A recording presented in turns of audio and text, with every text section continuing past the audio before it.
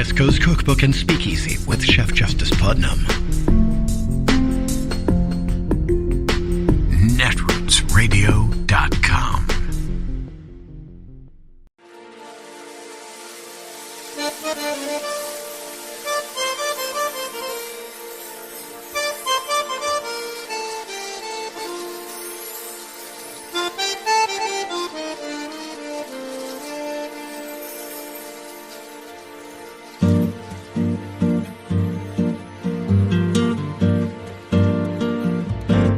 Je voudrais du soleil vert, des dentelles et des théières, des photos de bord de mer, dans mon jardin d'hiver.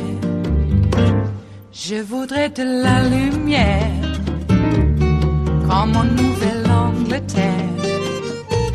Je veux changer d'atmosphère, dans mon jardin d'hiver.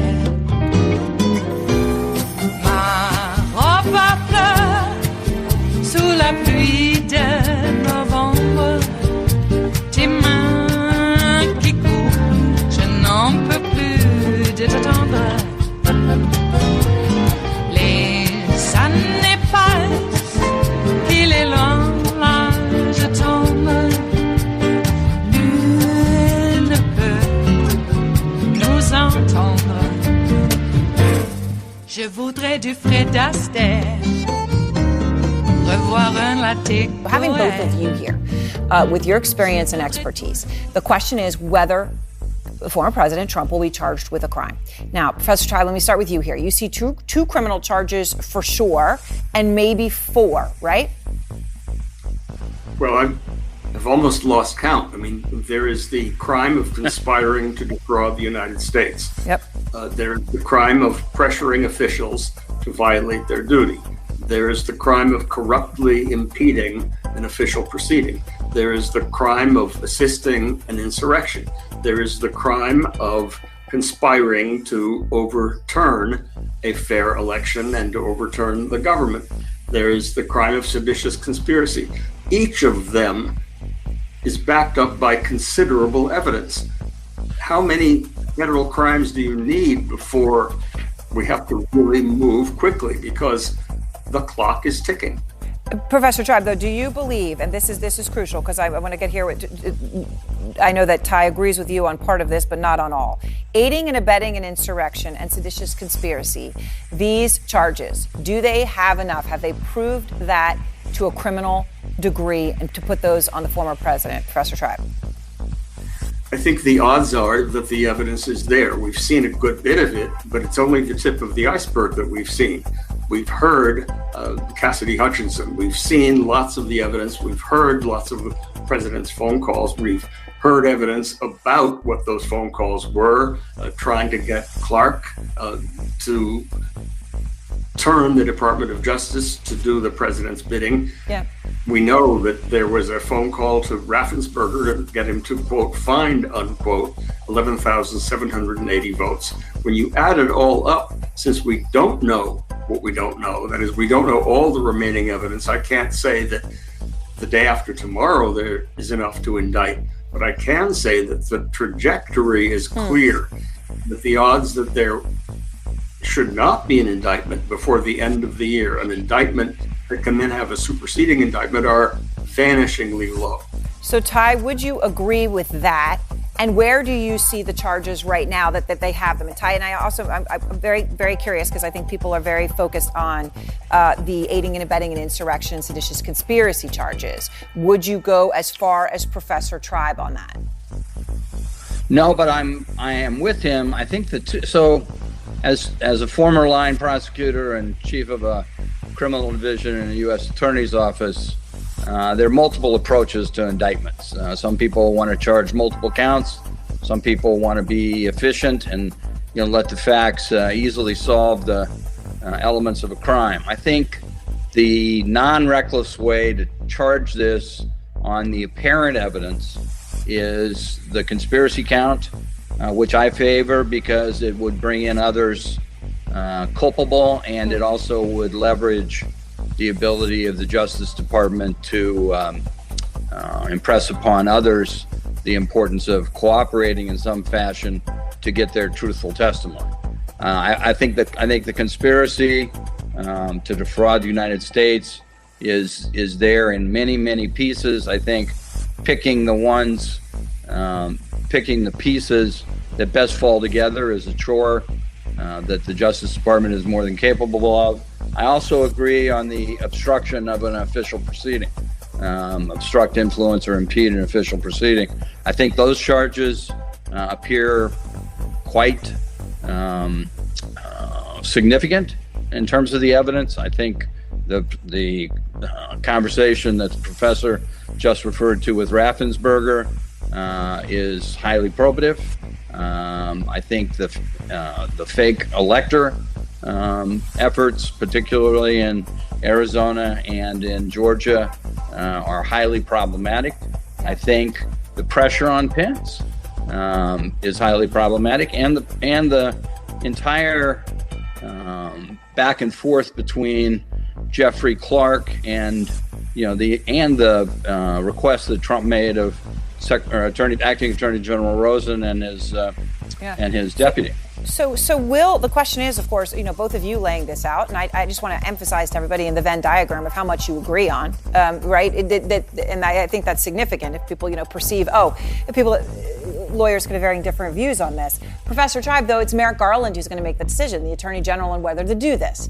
And you've known him for many years. He understands what a crucial decision this is, right? It's a legal decision. It's also a decision that will impact the whole country. Will he do it, Professor Tribe?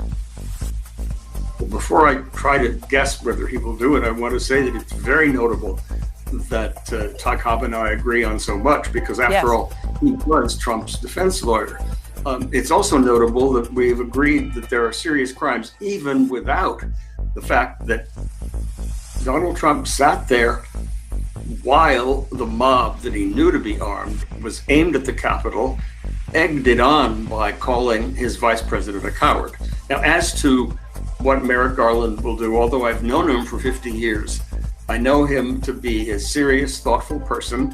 I don't pretend to read his mind, but I would be amazed if he was deliberately misleading the nation when he answered that interview the other day by saying that he would follow the evidence where it led. He would not allow politics to make a difference. He would not allow the fact that we're in a political season to make a difference. Right. All of that means that he's basically telling the American people that if the evidence shows that Trump is almost certainly guilty, he will go after him. That is what the evidence shows, and I don't think he was being cute. I don't think he was winking and nodding the way Donald Trump might have been doing when he got people to do his bidding. And yet, Ty, the stakes are so incredibly high that if he were to go ahead with a charge, he needs to know he can win. And this is where Trump's defense comes in. Will Trump's defense that he believed the election was stolen, which is what he keeps saying, well, you can't blame me because I believed it. I thought it was true. Will that defense work, Ty? I don't believe so. I think the evidence, assuming the evidence which has been presented, of course, without cross-examination or challenge, but assuming that the evidence is as presented, there's considerable evidence out there that his own legal advisors, including Eastman on January 4th, acknowledged that it was they were acting on a frivolous legal theory. I think that's very damaging to somebody who wants to argue willful blindness. I also think that while Trump may argue that defense, I think he's more likely to use the trial in an effort to, deal with his themes. That he's all powerful. He got cheated, and he's the only one standing up for the country. If I could make one point, though, Aaron, in response to something the professor said, which I think is significant, is the fact that the professor pointed to with the Pence tweet during the almost 3 hours of Trump's inactivity fits very, very perfectly into what I think should be. And I think Congress has a lane here I don't think that lane is telling Merrick Garland what to do or pretending that they're leading him anywhere. Merrick's case has been moving along at a pace, just because they don't have a press release every day and they have grand jury restraints and lawful restraints on what they're able to share, doesn't mean they haven't been long at it. And obviously they've prosecuted people who actually went into the Capitol en masse. But the Pence tweet, coupled with the 3 hours of inaction, in my view, easily fits into the definition of giving aid and comfort to the insurrectionists. And that is a standard under Article 3 of the 14th Amendment, which Congress has at its disposal. And I don't, for the life of me, understand why, instead of telling the Justice Department what to do, that they aren't acting on that alone. Because if they have a sense of the Congress, the penalty of finding Trump guilty of giving aid and comfort to an insurrectionist is disqualification from office forever. And that, of course, would obviously be very significant, as he has made it clear, at least as of now, that he intends to run again. Professor Ty Cobb, thank you both very much for such a thoughtful conversation. It is Wednesday, the 3rd of August of 2022, and you are in West Coast Cookbook and Speakeasy. I am your chef de cuisine, Justice Putnam. Gunner the English Bulldog is our snoozing sous chef, and our daily special is Smothered Benedict. Wednesdays. Will no one rid us of these meddlesome priests? Nope. They won't, because apparently we don't have a separation of church and state anymore. We have religious tests in which to be able to advance politically in contravention of the Constitution of the United States of America, and that is why the Republican Party is now scaring us by demanding a constitutional convention so that they, and only they, can rewrite the Constitution of the United States of America. There goes the Jefferson Bible right out the window. Jeez. Well, you give a Nazi an inch and they're going to take your whole country. Don't give them anything. Hey, how are you? Sorry we had to shut down the salon for the last couple of days. Apparently, I'm getting old and I'm decaying. Oh my God. I want more life, effer. Take me to the Tyrell Corporation now. My God. They said I was an immortal. And then I find out that the fine print says, yeah, you're an immortal right up till the day you die. And then you're going to hurt the whole time, too. Throughout your whole life, you're going to hurt, you're going to scar. But at least you're an immortal right up to the moment you die. Okay, well, we got that going for us. So is that nice? Is it? I still want more life. And if I'm going to have more life, I'd like to have it pain-free and with resiliency. You know, those resilient muscles and tendons. And how about, like, no joint problems? I'd like to have that. Well, apparently, I have an affliction that is of the common name. It's called pseudo-gout. It is a form of severe arthritis in which crystals do form in the joints, knees particularly. Now, I have knee problems, and I've got bad arthritis down there, but not pseudo-gout. In my right wrist, which has really never given me any problem, except for the fact that I did get cellulitis, and it swelled up that right hand and wrist. And that was, about 7 years ago. Anyway, I actually thought, is this a resurgence of cellulitis? No, because you don't want that as a bacterial infection. And I got to tell you, I waited almost too long, and I was in ICU for about almost 4 days. And then in the ICU unit 4 days after that. So, I'm sorry. I was in ICU for 3 to 4 days, and then I was in, like a regular hospital bed for about another 7 to 10 days.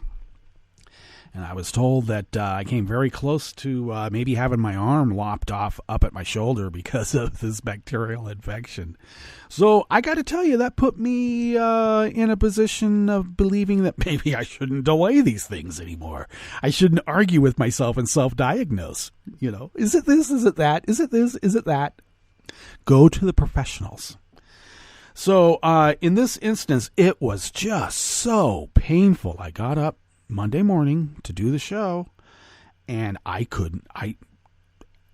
On Sunday, I thought that maybe I woke up on Sunday. I thought, I must have slept on my hand or something, because it was a little sore, like he had slept on it and fallen asleep. So when I woke up Monday, I thought, well, this is more than just sleeping on your hand. I looked at it and it was kind of swollen, and I thought, what the heck? And it kind of looked like it was getting swollen like cellulitis would be. How it swells, at least how it swelled on me. And so I tried to gut through about an hour of being up before David's show. And I realized there's no way that I can type. I can't move this thing, like the slightest touch. Or if I jammed a finger, just like slightly rubbing it on a tabletop, just sent massive amounts of pain into my brain center. And I guess that would be the pain center in my brain. I'll get it together, don't worry. And I thought between physically not being able to type or, do the kinds of things that one needs to do to even run this show, little flicks of the wrist and finger here and there on the mouse, I couldn't do it. And I'm ambidextrous, and I can only do so much, obviously, or apparently, with my left hand, because things are kind of set up for both. And, there's a little bit of practice or, getting some muscle memory back over there. But I was essentially limited to one hand to be able to do anything, plus having this massive amounts of pain that really took a lot of my attention away from, everything. So I informed David there's no way. So I waited for his show to come on and piddled around a little bit and got my mom together and taken care of. And then I had to call my sister to take me to ER. So she was actually, now here's my sister. She's supposedly retired from being a nurse, but she's back at the hospital nursing. What's up with that? She goes, it's only half a day. Really? So, 2 days means you worked a whole day? So, anyway, she had to quickly finish up what she had been doing there, and she didn't take very long. And then she came and got me, and I went to ER and went through this whole bloodletting and whatnot, and X-rays, and they determined that it was pseudo-gout. A kind of arthritis. So they gave me some pain meds, which I got to tell you, they put it in an IV. And I was having a bit of a problem with my ribs. Way back in, 94, 95, I got broadsided by a gal on Hopkins. And, oh gosh, all of a sudden it's escaping me. But Hopkins is one of the side streets down from San Pablo. So what a lot of people do is they get off San Pablo Ave because it's, a traffic jam. And then they speed through the residential streets. And this is what this woman was doing. She ran a stop sign and broadsided me.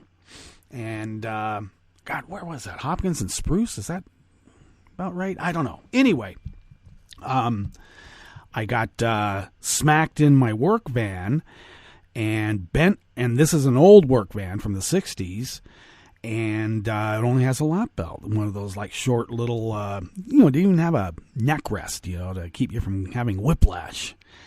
But I got bent out of the open window of my truck door, and it pressured my ribs out of my sternum and thorax, if you know what that is. So, and also as an ancillary bit of info, I hit the top of my head on the top of the door going out, and then I hit it coming back in, which was nice. So, of course, then I got a concussion. But I had these ribs that had pressured out of my sternum and thorax, and it took a long time to get over that. That was no fun. If you've ever had any rib problems, if you have an allergy, you wish that you were dead, because there were many times when I did. It's like you cannot sneeze. And if you do, oh my God. But anyway, I still have an issue. Sometimes, a rib underneath my shoulder blade will pop out, either in the front or in the back if it's in the shoulder blade. Sometimes it pops out in the front there, but mostly it's back in the thorax underneath my shoulder blade. There's a couple there that tend to want to pop out just a little bit. It gets a little inflamed. And I have what's known as a theracane, which I can sort of manipulate a rib back into its proper spot. And I also use the theracane for all sorts of other mechanical massaging techniques and areas. But that had been sore for a couple of days, even though it gotten back in and I could, sort of lift things again. It was still a bit inflamed and sore. And so this IV that they gave me took away that pain, so I knew the meds were working, but it didn't really do much with my wrist. A little bit. Maybe took the edge off, but I got to say, I could tell my ribs weren't hurting, but my wrist was still pretty darn sore. And apparently also they don't know how and why this particular affliction comes up. It's, gout is because of uric acid forming another kind of crystal. So they're not quite sure how this is, but I'm going to have to probably cut back on spinach, and, I'm not a big red meat eater anyway. Sushi, I love sushi, and apparently that could be a manufacturer of uric acid. But I'm going to cut back on that. I probably need to up my levels of magnesium. That's another low magnesium levels in your blood are also shown to be partnered up with this affliction. So they don't know if that is a reason, but they've noticed that over time. So I'll probably have to take a supplement, which is another thing I don't do, because I believe you should just get your nutrients from your food. Well, I guess we're not getting all the nutrients we need. But I'll be doing that just to see, just do a little anecdotal study. It's not scientific, but just to see what seems to work or could work for me. And we'll see how that works out. I don't know how we're going to do with the show. I may end up, having some longer clips. I apologize. But we'll see how it goes. I packed the thing in ice as I would. They gave me some Norco, which they said to take 1 or 2 tabs every 6 hours or as needed. And I'm the type of person who never takes drugs for medicinal reasons, only for fun. And I can't take Norco for fun. Give me a break. That's not fun. I know, maybe some people do like to be sedated. I don't consider that necessarily fun. So I did attempt to do it as needed, and I got to tell you, I needed it. It hurt really bad. So I haven't taken anything today. I took some yesterday. It seems like I'm getting a little bit more movement in my fingers, which is good. I just know that when these things occur, to break up the adhesions or the ugly crystals that are poking you in the molecular level, ouch. Getting some movement in there and moving that stuff around and getting them dissolved and absorbed is one of the rehab practices that one gets put through. So I do have a bit more movement. The thing is, the wrist, the top of the hand is still a bit swollen. So we'll see how it goes. Oh, I'm also been referred to an orthopedic surgeon. I wonder what they're going to do. Well, mostly it's because this particular specialist is a specialist on wrists, and they may see this arthritic affliction quite often. And I don't know. It's not like you can go in there and dig out the crystals, because they are on the molecular level in many cases. So I got that going for me, and it's good to be back. I have really rarely allowed any affliction or anything to interfere with running the show and the station. That was another thing. I had to abbreviate a lot of stuff, what I could do in terms of, because we handcraft the programming here and the engineering. We don't let a robot do it. No, we have a real person that formats files and pushes dials. Yeah, I have a clock that will put in, shows at a particular time or pull in a live feed from the PV channel. But mostly, I get files from our content folk like Brad Friedman from the Green News Report from Desi and Brad. And I get files from them, and I format them and put them in the slot, the time slot that they go in. So I was not able to really do all of that.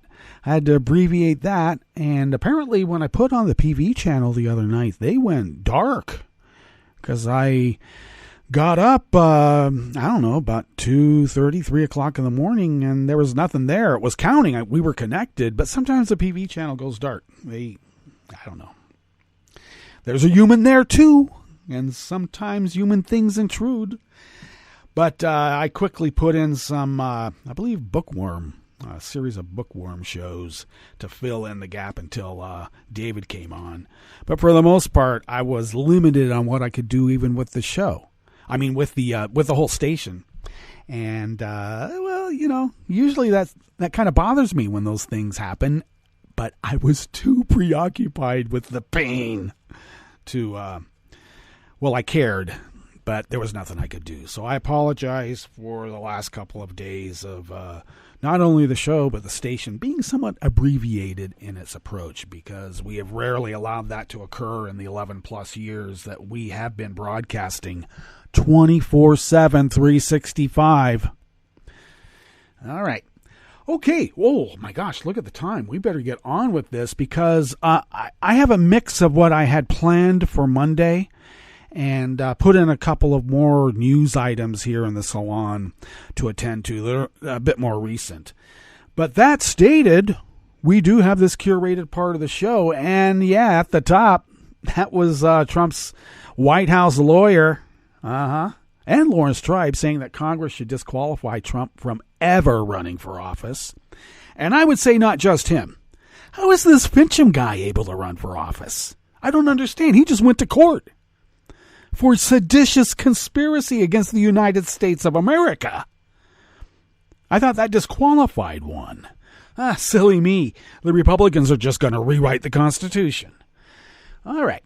Well, on the rest of the menu, Joe Manchin's change of heart could revive the U.S. solar industry.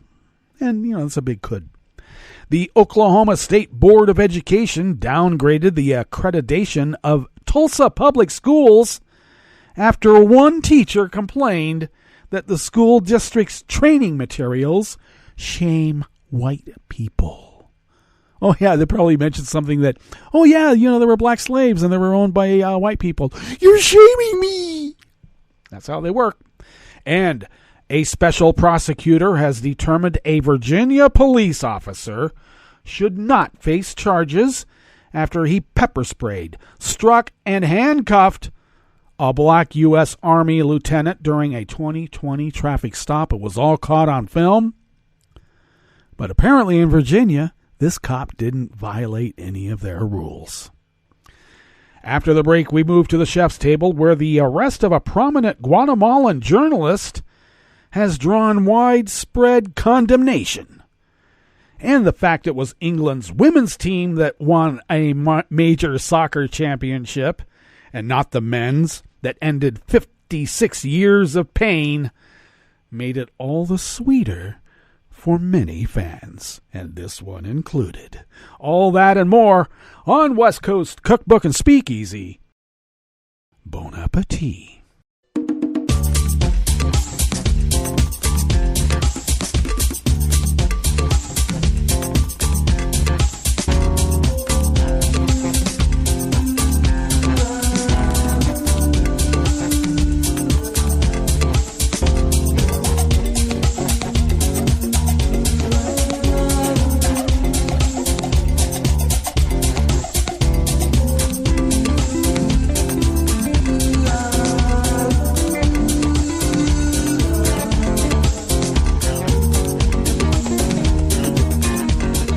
We're going to get right into this first offering here on the Bistro Cafe of West Coast Cookbook and Speakeasy, Smothered Benedict Wednesdays. We'll forego the usuals that are usually done at this point in the show because, well, we're doing things a little different today because of my affliction. And this first offering is out of the Washington Post by Evan Halper. Or is it Evan? The gamble by a company here churning out large volumes of solar panels was starting to look risky. Its plan to be a launch pad for a solar manufacturing resurgence was already audacious in an industry so dominated by China, whose cheap products drove the closure of many American solar plants. Government investment championed by the White House was supposed to position domestic firms to compete. But a paralyzed Congress was refusing to write the check. And what is the cause of the paralysis? Does it start with an R and end in Republican? I wonder. But the wager in Dalton by Q-Cells North America may have paid off, with an ambitious climate package now on the path to President Biden's desk. The bill, negotiated in part by Senator Joe Manchin, would deliver billions of dollars in tax and other incentives to U.S. solar manufacturers, equipping them with government support on a scale of those China used to corner the market. This is a historic climate bill, but it's also one of, if not the most significant industrial policy bills of this era, said Harry Godfrey, who oversees domestic manufacturing policy for Advanced Energy Economy, a trade group that represents clean tech companies eager to ramp up U.S. production. The boost to the industry comes at a time of solar power reckoning for America. Bringing back domestic production is no longer a nostalgic aspiration. It is a national security issue. Solar panels produce some of the cheapest electricity, a significant asset at a time of skyrocketing energy prices and aggressive climate targets. China's domination over the solar power or the solar supply chain also poses an ever-growing threat to America's energy independence and financial health. This is a globally competitive market the U.S. has fallen behind in, said Scott Moskowitz, who heads marketing strategy at Q-Cells. And it's a subsidiary of, what? Korean industrial giant Hanwha. This country never had policies that created the environment possible to compete. The legislation changes things a lot. It will make companies want to invest in new manufacturing in Georgia and around the country. Q-Cells established a manufacturing beachhead in Dalton in 2018 at the urging of local officials. Its panels are assembled using wafers and cells from abroad, but the company aims to help reseed a domestic supply chain so that every component of a solar panel can be made in America. There is no shortage of demand, said Moskowitz. It's just a question of whether factories like this can exist in this country and be profitable.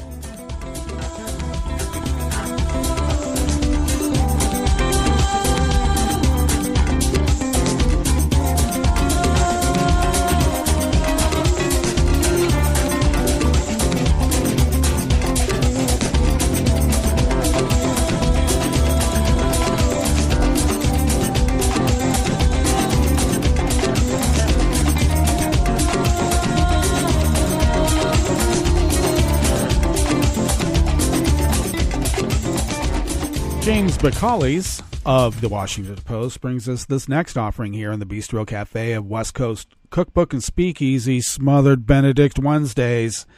The Oklahoma State Board of Education voted this week to downgrade the accreditation of Tulsa Public Schools after a teacher reportedly complained that the school district's training materials shame white people.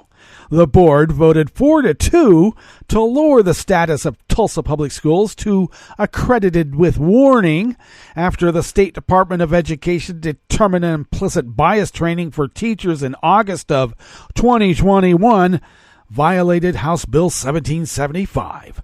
The law which restricts discussions of race and sex in public schools, is widely seen as targeting critical race theory. The state investigation began after a complaint from a teacher who has not been publicly identified, according to the Oklahoman. Remember in America when you used to live by the motto that you could confront your accuser?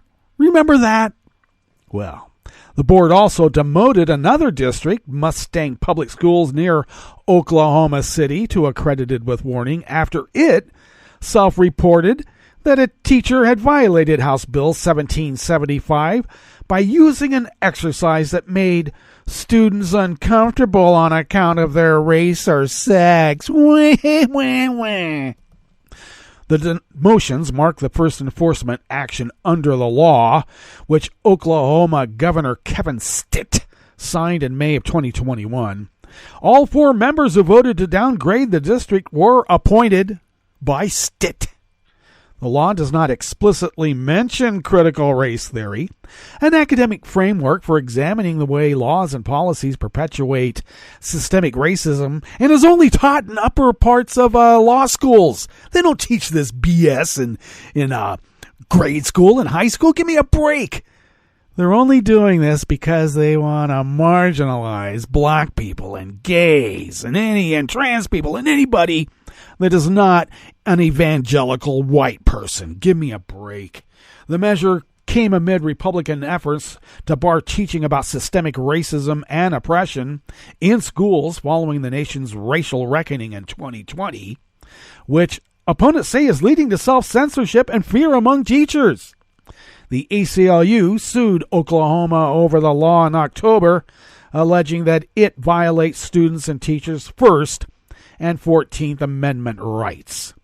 Representatives from the Tulsa and Mustang school districts did not immediately respond to requests for comment, and a statement to the Oklahoman, Tulsa Public Schools denied that the training stated that people of a certain race are inherently racist, saying it would never support such a training, but the system defended the need for implicit bias training.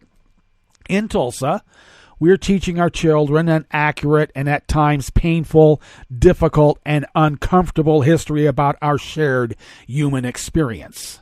We also teach in a beautifully diverse community and need our team to work together to be prepared to do that well.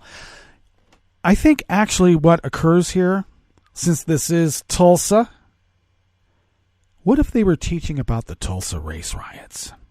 Did that make some white people who had relatives that took part in the killing of black people and the Tulsa race riots, did that make them feel uncomfortable? And the state is saying that that's a bad thing.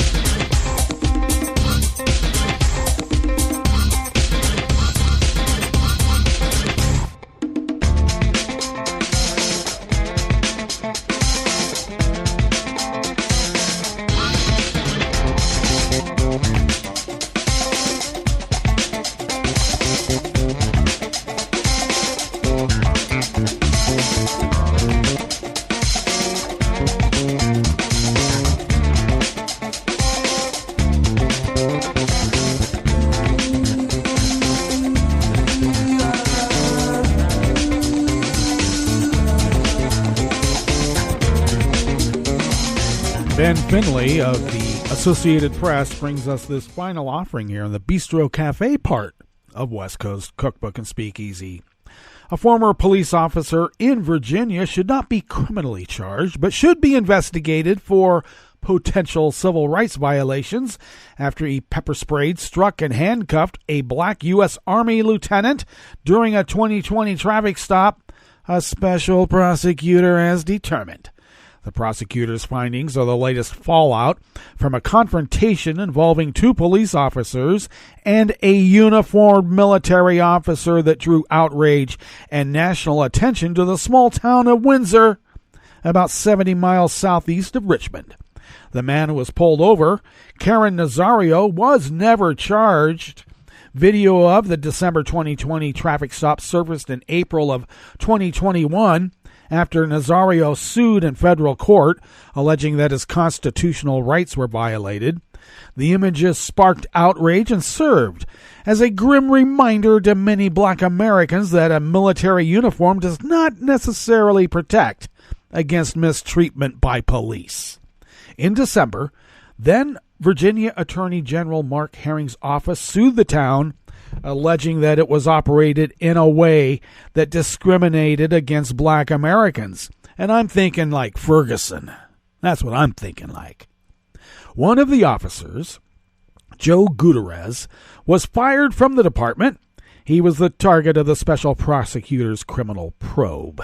Although I find the video very disturbing and frankly unsettling, Gutierrez's use of force to remove Nazario did not violate state law, as he had given multiple commands for Nazario to exit the vehicle, the special prosecutor Anton Bell said in his report. The problematic issue, however, were Gutierrez's statements throughout the entire ordeal, which lead a reasonable person to wonder whether underlying bias was at the root of how and why Nazario was treated in like manner, Bell wrote. Bell's findings were first reported on Monday by the Virginia Pilot newspaper. The incident began when Nazario was driving home from his duty station. Officer Daniel Crocker radioed that he was attempting to stop a vehicle with no rear license plate and tinted windows, which is code for we're pulling over a black person. Crocker said the driver was eluding police, and he considered it a high-risk traffic stop, according to a report that is included in the lawsuit. One of Nazario's attorneys later explained that Nazario was trying to stop in a well-lit area for officer safety and out of respect for the officers.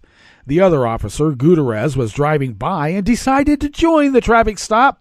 By the time the two officers reached Nazario's SUV, the license plate was visible in the rear on the car cam. When Nazario stopped at a well-lit gas station, the two officers immediately drew their guns and pointed them at Nazario. The officers then attempted to pull Nazario out of the vehicle while he continued to keep his hands in the air. Gutierrez pepper-sprayed Nazario multiple times as the officers yelled for him to get out. At one point, Gutierrez told Nazario he was fixing to ride the lightning, a reference to the electric chair. There was also a line from the movie The Green Mile, a film about a black man facing execution.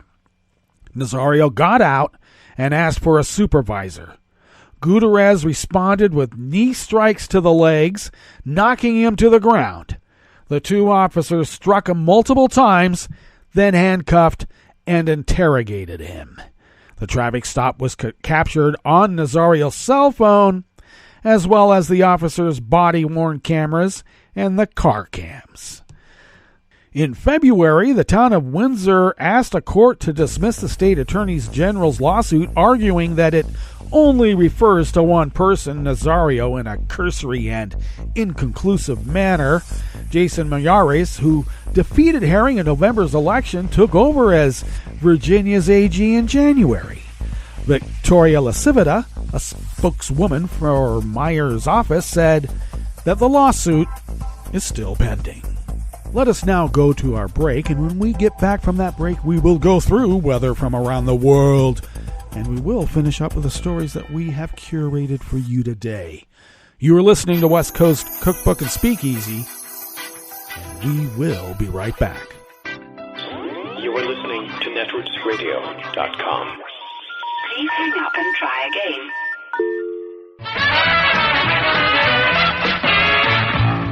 From a point at sea to the circles of your mind, a new force is at work for planetary transformation.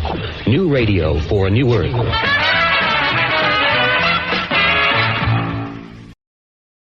This is Take Two Movie Review. I'm Kim Lowe. This week, you can say yes to Nope. Jordan Peele's latest movie, Nope, is an homage to old-school Hollywood, specifically Steven Spielberg, whose Close Encounters of the Third Kind was an obvious inspiration, as well as the tradition of cowboy movies. However, in classic Peele fashion, he turns both of these genres on their heads and creates a film that is characteristically original. The lonely cowboy here is named O.J., yeah, really, played by Daniel Kaluuya, who, along with his sister Emerald, brought off by a jaw-droppingly good Keke Palmer, run a business that supplies studios with horses for movies and commercials. After the unexpected death of their father, O.J. is depressed, going about his duties robotically, and talking about selling the business. All that changes, though, when an oddly shaped cloud starts hovering over the family ranch and strange things begin to happen. It soon becomes clear to all those involved, including a neighbor who has a nearby amusement park and who was once a child TV star who survived a brutal on-set animal attack, that this cloud and what's hiding in it is not of this earth. Exactly what it is, or more specifically what it wants, is central to the statement Peele's attempting to make about spectacle and drama in the world and the entertainment industry's place in it. There's deeper stuff to be found here than most movies in the genre, which is pretty much what Peele seems to excel at these days. At the very least, Nope takes its place alongside Us and Get Out in that effort, and is a project that manages to make the most of the talents of the aforementioned Palmer, Kaluuya, as well as those of Brandon Perea, Michael Wincott, and Minori's Stephen Yoon. This has been Take Two Movie Review. I'm Kim Lowe. Catch up with us at take2moviereview.com and feed us back on our channel on YouTube.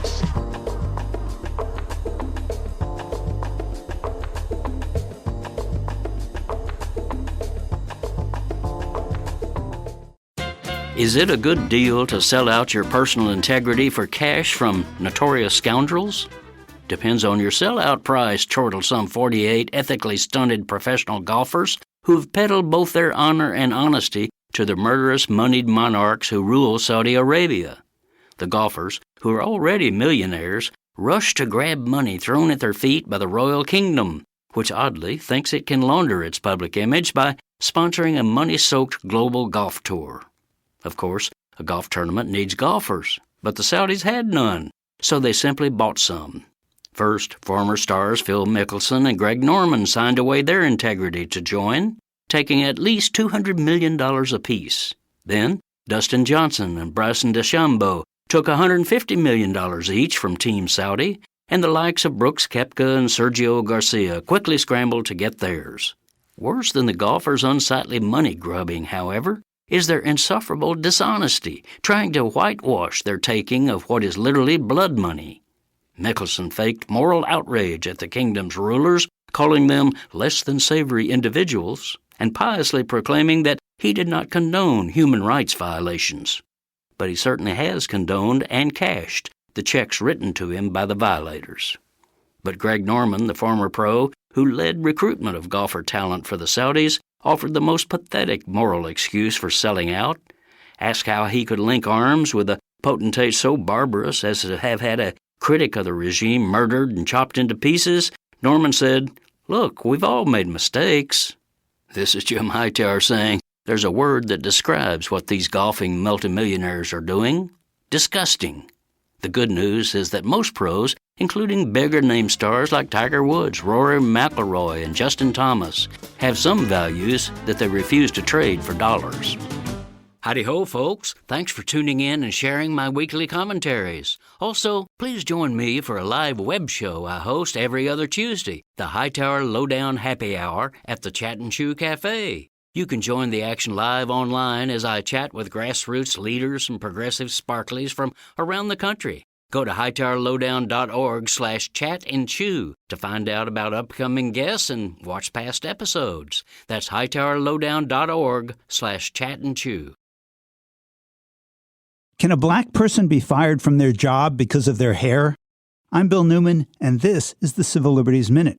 In 18 states, the answer is an emphatic no, because 18 states have passed a Crown Act, an acronym for Creating a Respectful and Open World for Natural Hair. These Crown Acts prohibit discrimination in employment and schools on the basis of hair or hairstyles associated with racial, ethnic, and cultural identities.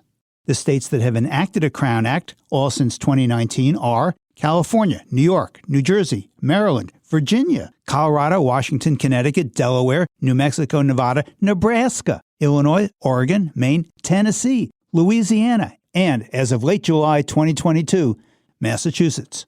A federal Crown Act would bar this discrimination nationwide by making it a form of national origin or race discrimination. That proposed law passed the House of Representatives this year, 235 to 180. But the Senate has not yet acted on this proposed legislation. Policies and practices that prohibit natural hair have been used to justify removing black children from classrooms and adults from their employment. So, we need 32 more states and the United States Senate to pass a Crown Act so that this form of discrimination is outlawed completely nationwide. The Civil Liberties Minute is made possible by the ACLU because freedom can't protect itself. I'm Rick Smith, and this is Labor History in 2.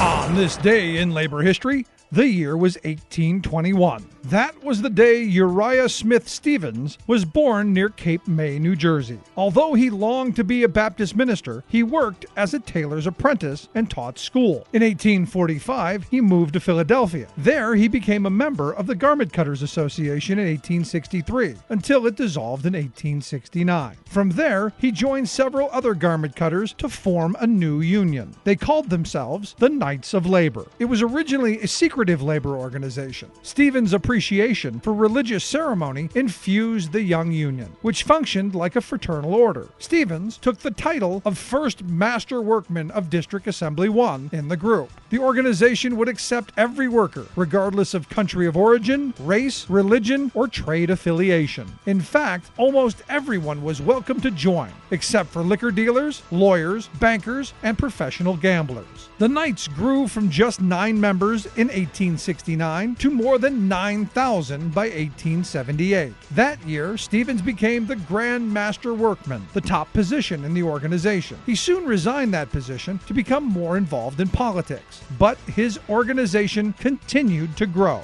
It became the first national union to effectively organize across job types. In the 1880s, the union left behind its secrecy and became involved in the fight for the 8-hour workday. When the Haymarket tragedy occurred in Chicago, the Knights of Labor were caught up in the public backlash against organized labor. Although the group had no direct ties to Haymarket, its numbers plummeted. But the spirit of broad-scale worker organizing would live on in the United States, with organizing efforts such as the IWW and the CIO. Like what you hear? Check out more at laborhistoryin2.com.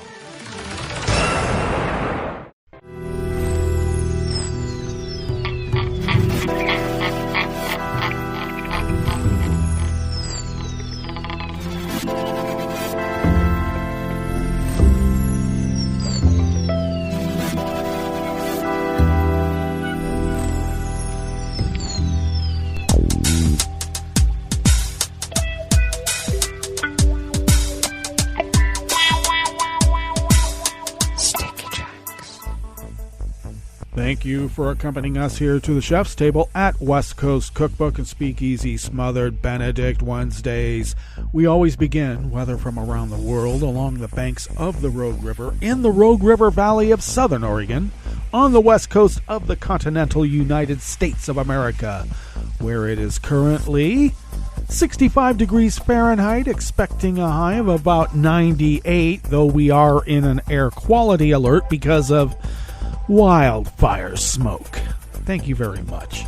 Abundant sunshine throughout the day, areas of smoke reducing visibility at times. Winds will be out of the west at 10 to 15 miles per hour, fanning the flames. We'll have a low in the low 60s tonight with a clear sky, so maybe we can see the Perseids, the beginning of them. Winds will be out of the west northwest at 5 to 10 miles per hour. Sunny tomorrow, with highs in the low 90s. How nice. Winds will be out of the west-northwest at 5 to 10 miles per hour. Confirmed cases of coronavirus have not updated since we last spoke even. We now currently stand at 485,062 confirmed cases, and our deceased stands at 561 until we get an update on Friday. Grass pollen is rated as moderate right here in the town of Rogue River. The air quality index for the region is moderate at 68 parts per million, and the daytime UV index has come down, probably because of the smoke.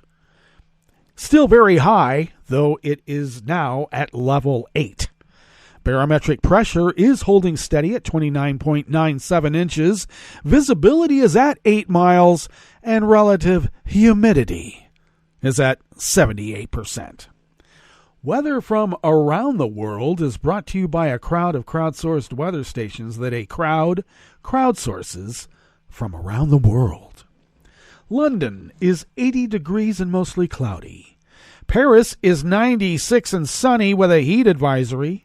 Rome is 95 and fair with a heat advisory. Kyiv is 70 degrees and mostly cloudy. Kabul is 75 and fair. Hong Kong is 81 and fair. Tokyo is 88 and partly cloudy. Sydney, Australia is 64 and clear. San Francisco, California is 58 and mostly cloudy with its own air quality alert because of wildfire smoke. And New York, New York is 84 degrees Fahrenheit and sunny. And that is weather from around the world, brought to you by a crowd of crowdsourced weather stations that a crowd crowdsources from around the world.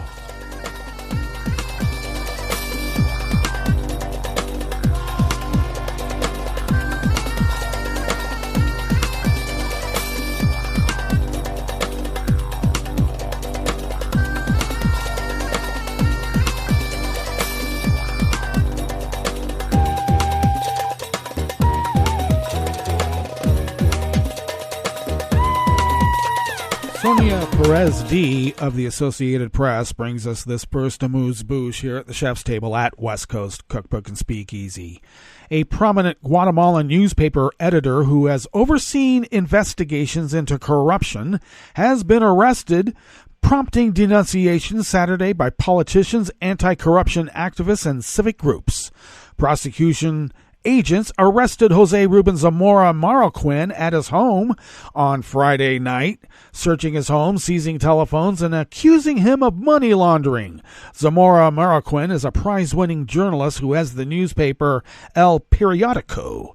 This is an orchestrated plan where the aim now is not to pursue those who are corrupt, but rather opponents, said human rights activist Eleonora Morales. The strategy is to co-opt the whole system and have judges, with serious doubts about their impartiality, put together cases and evidence against opponents. Well, that sounds familiar. I wonder if they learned it from the School of Americas. Journalists protested outside a courthouse where their case is being heard.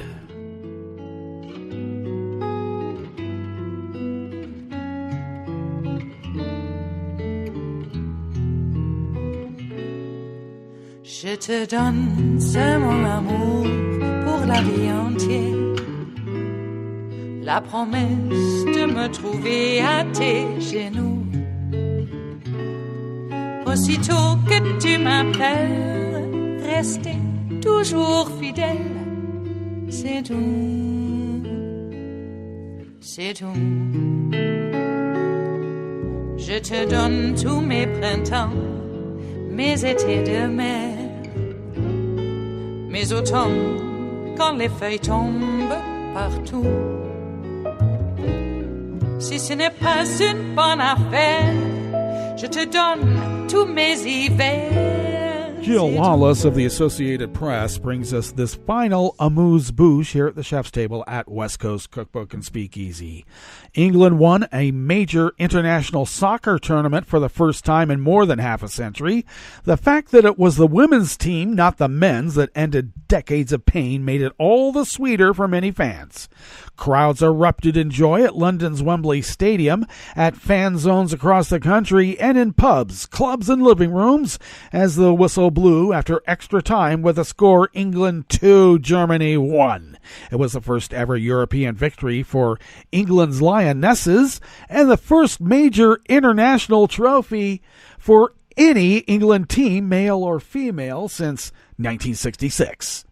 In London's Trafalgar Square, fans chanted, "It's coming home," a reference to the England anthem.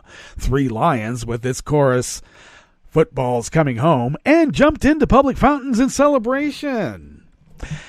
At Wembley, the crowd broke into Sweet Caroline, the Neil Diamond song that has become a soccer anthem.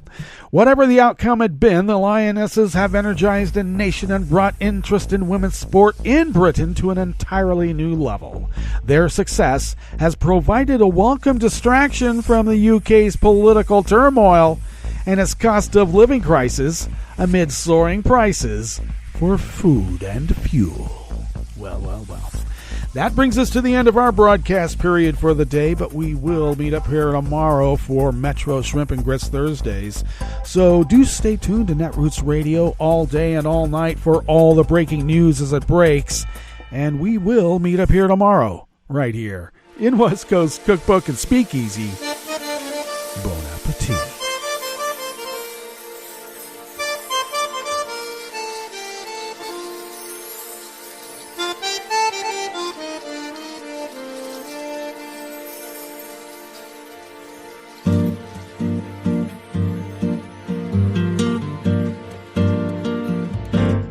Je voudrais du soleil vert, des dentelles et des théières, des photos de bord de mer, dans mon jardin d'hiver.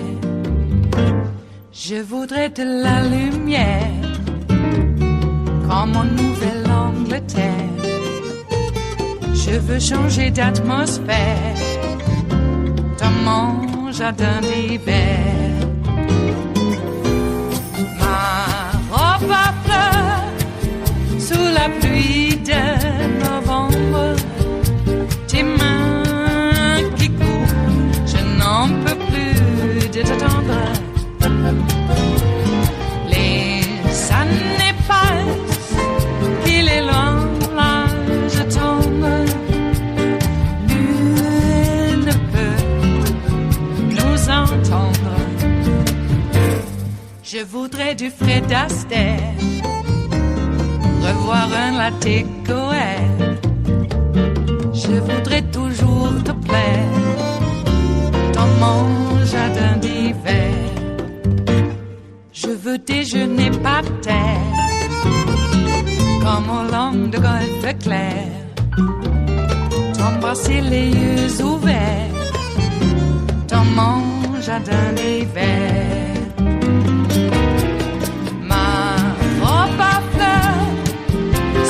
Pluie de novembre, tes mains qui courent, je n'en peux plus de t'attendre. Les années passent, il est loin, là je tombe. Nul ne peut nous entendre. Ba-da-da-dum-di-da-dum. Ba-da-da-dum-di-da-dum. Ba-da-da-dum-di-da-dum. Dans mon jardin d'hiver. Ba-da-da-dum-di-da-dum. Ba-da-da-dum-di-da-dum. Ba-da-da-dum-di-da-dum. Dans mon jardin d'hiver. Dans mon jardin d'hiver. Dans mon jardin d'hiver.